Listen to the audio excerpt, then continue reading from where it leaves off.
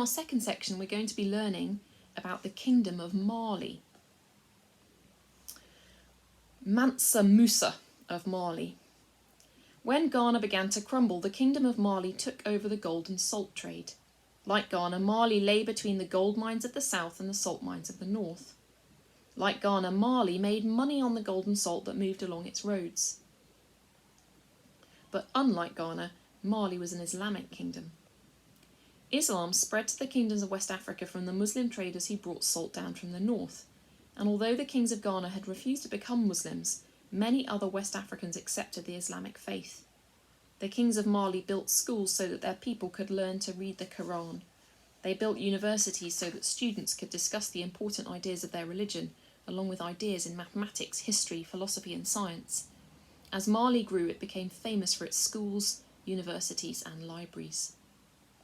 The people of Mali had great respect for their kings. An Islamic adventurer named Ibn Battuta travelled to Mali in the Middle Ages. He described the attitude of the king's subjects like this: "They submit to their king and grovel in front of him. Anyone who's summoned to see the king takes off his good clothes, puts on rags and a dirty old hat, rolls his trousers up to his knees to show his humility, and then goes in and puts his elbows on the ground. Whenever the king speaks, they all take off their turbans and hats and put them on the ground to show their respect. And if anyone asks the king a question, if the king answers him, he scoops up dust from the ground and throws it all over himself, the whole time the king is speaking, just to show how unworthy he is of any answer." All Mali kings were treated with this kind of reverence, but the most famous of all Mali kings was respected, not just by his own people, but by the rest of the world. His name was Mansa Musa.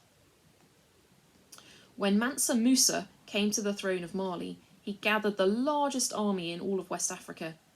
He commanded over 100,000 archers, cavalrymen and foot soldiers. He conquered neighbouring kingdoms and expanded the Kingdom of Mali until, as he boasted, a traveller would need a year to travel from one end of Mali to the other. Mansa Musa was famous in West Africa, but he attracted the attention of the world when he decided to make a pilgrimage or Hajj to Mecca, the holy city of the Muslim faith. Every good Muslim was supposed to visit Mecca at least once during his life, but the journey all the way from West Africa to Mecca and back again would take over a year, and for all that time, Mansa Musa would have to leave his country in the hands of his advisors. But he was determined to show his devotion to Allah by making the pilgrimage, and he was equally determined to show that the rest of the world that he, Mansa Musa, was one of the greatest monarchs of the Middle Ages. He decided to take his wife with him, and not just his wife, but his children, sisters, brothers, cousins, nieces and uncles, and also his cooks, servants, bodyguards, palace advisors, soldiers and holy men.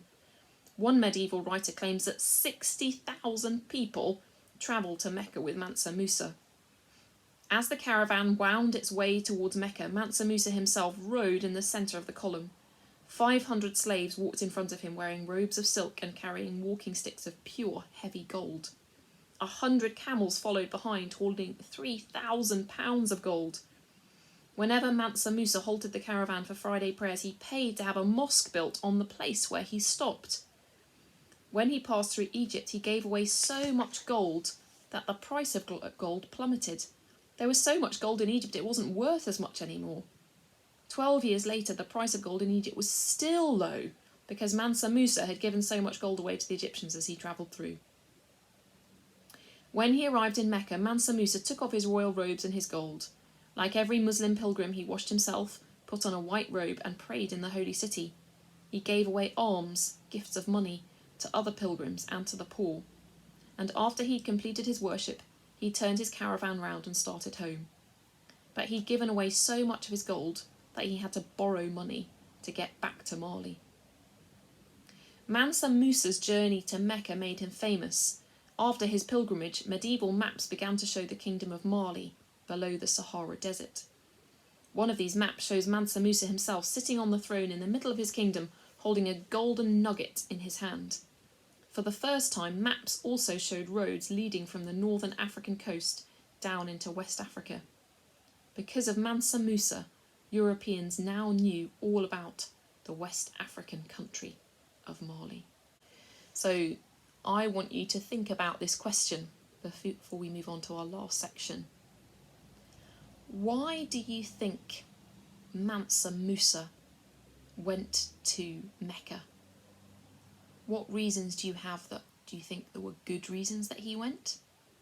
And what reasons do you think maybe weren't such good reasons that he went? And you can justify what you say, give an example to prove your point.